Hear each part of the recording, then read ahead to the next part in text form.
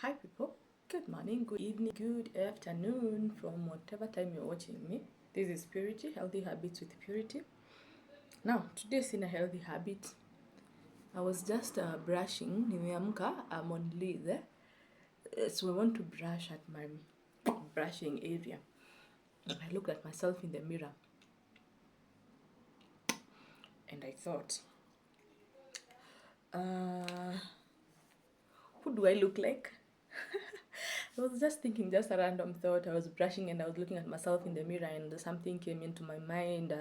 Who do you look like? And I remembered sometimes back, kitambo kidogo, and let me just sit, I'm on my bed. I just want to give a story that randomly came into my mind and I thought I should share with you guys. Like 3 years ago, like not three actually, like 3 years ago, I was going to a place that I go to the salon just locally to huku kwa mtaa. And then my hairstylist kept telling me, "But there's a lady that looks like you." And then I would be like, you know what, fanana, maybe we look alike. And then I would go to my glossary.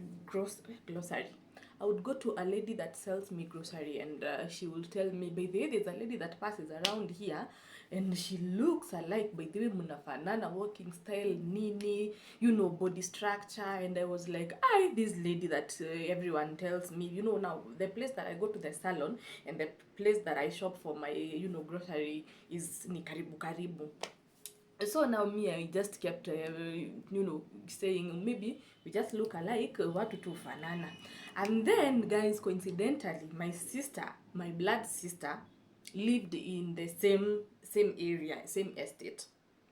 So as she's up in her apartment, she used to see a lady that walked like me, and then just as a random day, she told me, baby, there's another lady that walks here. I always see her in the evening akitoka job na mnafanana. She looks like you. She even walks like you. Oh, now me, I got curious and I thought to myself, now who is this lady?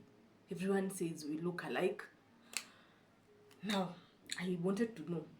Now, one day I was in my sister's place and my sister called me. Nilikuwa nimekaa sitting room. She was in the kitchen. Her kitchen, then there's a balcony that faces the, you know, the road. And then she called me and I went and I saw this lady. And she looked like me. Ni kubwa kidogo kuniliko, but we look alike. And I said, maybe watu fanana nini. Kumbe the lady, the same people that were telling me that I look like her, had also told her that she looks like me. Get the story. So now, my sister goes to shop. Now, where we used to buy groceries, the same place where I buy and where my sisters buy. So when my sister goes to the lady where we normally buy our grocery, the lady tells her, "Baby, there's another lady mwenye ametoka hiyo huko kwenyu, ametoka place yenye mmetoka." And she asked me, alikuona hapa sometime, but she was scared to ask. Akauliza, if you are so and so, and I told her, yes, you're so and so. She knew her. Kama wewe ni so and so, umetoka place fulani. And my sister was like, yeah, it's me. And she said that she's your cousin. Guess what, guys? The lady is actually our cousin.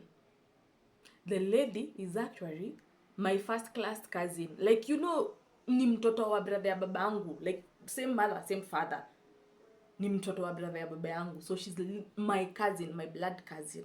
We looked alike. Guess what? Sitaki kusema hiyo because kuna story ingine inakuja hapo before. So we literally look alike. And now I wanted to meet her, and you know, we have not spoken for many years. You guys, you know, venye familia zinakuanga, we have not spoken for many years. So apparently that lady, that girl tuko tunachezanga naye, mimi ni mkubwa wake kidogo, if not maybe like 4 years, I think 4 years difference. Mimi ni mkubwa wake like 3 years, I'm not really sure, I don't know. So I fast forward now, I meet her, we plan. My sister anamwambia, so when the lady comes now, give her my number so that she can call, at least tupatane, tujuane, she's my cousin, oh blah blah blah, mambo mingi. And then they met, and that is how I met her. You know, come now to think about it, we were cousins, blood cousins. We have never met for over 20 years or so. She's in Nairobi. She knew, anatujua me. I couldn't remember her. Anatujua, she knew my sister. Okay, my sister is ni mkubwa wangu na miaka kadhaa, 10 plus years. So akiwa mdogo, she knew her. and she knew anamjua jina nini, so that's how they came to meet with my sister. So after kumit na sistangu, we met, and then now we were excited. Oh my god, my cousin, me, we have not kept in touch with my cousins from my dad's side, because you know, family issues, guys, it's a lot of stuff. It's been a while, quite a while. I've not spoken to, actually naeza pitana na cousins zangu, by the way, hata hatujuani. There are so many. My dad has more than 20, more than, they are 30 actually, because my dad came from a polygamous family, and they had 3 the dad had 3 wives, and every wife I think had 10 children, so it's a family of around 30. And now you can imagine how many cousins I have in my queue. I have not been in touch with any of them. I don't know any of them. So now that's how I met my cousin, and we became friends kidogo kidogo. Here, anafanya kazi wapi, you know. I was excited to meet her, and I sat back and thought, really, is that how family should be? We're not supposed to know each other. And I was literally so excited to meet her, to meet a cousin of mine that we looked the same, and I thought how we lost touch, and I would cry. I remembered actually crying that ni spend kwao when we went to my grandma's place. I would cry, ni mamangu to aniache I spent at their place, and there's a time I cried and I was left there. And then when my mom came to pick me, then she cried, then we went to our place and we spent, and you know, that was the only memory I've had of her. Now guys, there's something I didn't say kidogo. Let me nirudi nyuma hapo kidogo. I knew there was someone like that. I knew her name, but I've never met her since we became older.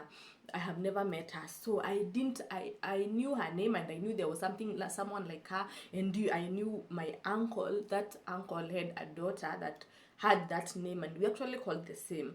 But I have never met her since we tulikuwa wakubwa, so I wouldn't put a face into her, and I didn't expect that we'll be living in the same area.